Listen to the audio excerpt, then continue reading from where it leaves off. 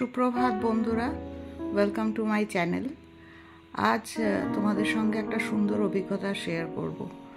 এই লাস্ট উইকে আমরা গেছিলাম মুকুটমণিপুর বেড়াতে। তো মুকুটমণিপুর বেড়ানোর শেষ দিনে আমরা বিষ্ণুপুর হয়ে ওখানকার সব দর্শনীয় স্থান ঘুরে বাড়িতে এসেছিলাম।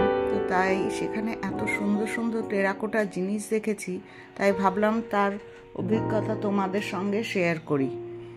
কলকাতা শহরের পত্তনের কয়েক শতাব্দী আগেই 749 খ্রিস্টাব্দে বিষ্ণুপুর শহরে গড়েছিলেন মল্লরাজারা। মল্লরাজ্যের সূত্রপাত হয়েছিল 695 খ্রিস্টাব্দে। প্রথম রাজা ছিলেন আদি মল্ল। তার রাজধানী ছিল কোতলপুর কাছে লাউ গ্রাম। সেখান থেকে রাজধানী স্থানান্তরিত করা হয় বিষ্ণুপুরে। ওই সময় ছিল মল্ল রাজা জয়মল্লের রাজত্ব। তারপর ধীরে ধীরে সেখানেই গড়ে ওঠে টেরাকোটার, ওখানে অধিষ্ঠান শুরু হয়। টেরাকোটা ওখানেই সূত্রপাত হয়। টেরাকোটা আসলে একটি লাতিন শব্দ। টেরা শব্দের অর্থ মাটি আর কোটা শব্দের অর্থ পোড়ানো। পোড়া মাটির তৈরি মানুষের ব্যবহারের সব রকম জিনিস টেরাকোটা হিসাবে পরিচিত। নকশা করা মাটির ফলক বা জিনিস ইটের মতো পুড়িয়ে তৈরি করা হতো টেরাকোটা। তারপর ধীরে ধীরে সেটা ঘর সাজানোর জিনিস থেকে শুরু করে বাঁকুড়ার ঘোড়া, যেটা সব থেকে বিখ্যাত, তারপরে এখন তো দেখতে পাচ্ছি বিভিন্ন ধরনের জলের বোতল থেকে শুরু করে বিভিন্ন ধরনের ঠাকুরের মূর্তি থেকে সবই পাওয়া যায়। বিষ্ণুপুরের পাঁচমুড়া থেকে গোটা পৃথিবী জুড়ে ছড়িয়ে পড়েছে বাংলার টেরাকোটা। স্বয়ং সত্যজিৎ রায় তার ফেলুদা কাহিনী রবার্টসনের রুবিতে পশ্চিমবঙ্গে টেরাকোটা শিল্প সম্পর্কে ফেলুদার মুখ দিয়ে বলেছিলেন। বাংলার এ সম্পদ সম্পর্কে যে ওয়াকিবহল নয়, সে বাংলার কিছুই জানে না।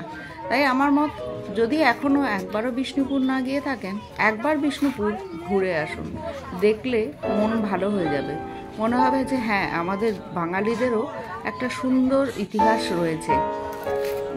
আমরা সবাই বাইরের ইতিহাস দেখতে চাই, বিদেশ দেখতে চাই। আমার মতে একবার এখানেও যাওয়া উচিত। বাংলার মৃৎশিল্পকলার অন্যতম প্রাচীন ও শ্রেষ্ঠ নিদর্শন হলো টেরাকোটার কাজ। শিল্পীদের দক্ষতা, শিল্পকলার নান্দনিকতা, শিল্পদ্রব্যগুলোর ব্যবহারিক মূল্য সব দিক থেকেই বাংলার টেরাকোটা শিল্প অতুলনীয়। শিল্প সামগ্রীগুলির পরতে পরতে জড়িয়ে থাকে গ্রাম বাংলার শিল্পীদের নৈপুণ্য ও শিল্পজ্ঞান। হুগলি জেলাতে আছে টেরাকোটার গ্রাম 10 ঘরা। বাঁকুড়ার বিষ্ণুপুর জুড়ে ছড়িয়ে আছে এমন অনেক মন্দির। ধ্বংসস্তূপের মধ্যে আজও মন্দিরগুলো বেঁচে আছে বিষ্ণুপুরের ঐতিহাসিক নিদর্শন।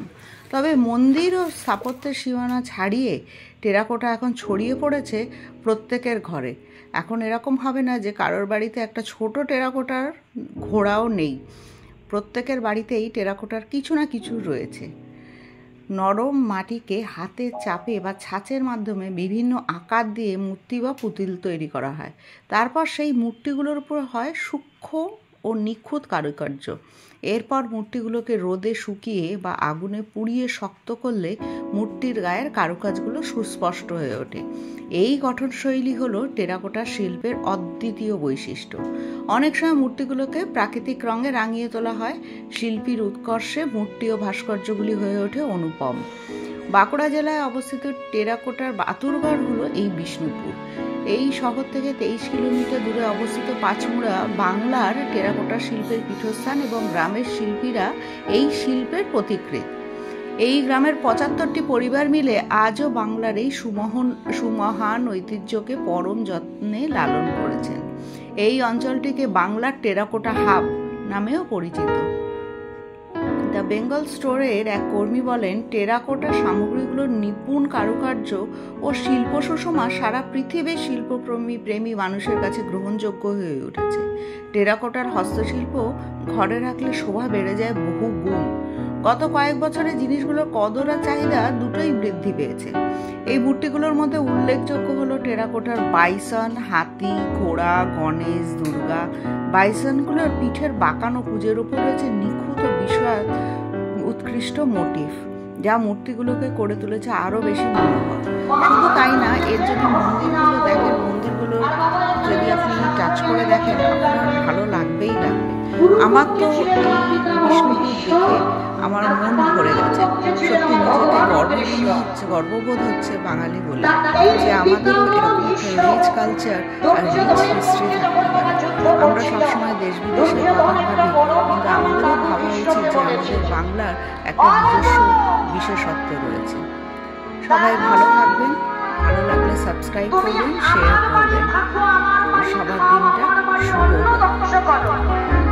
আর তুমি বলতে পারছো না যে কি করলে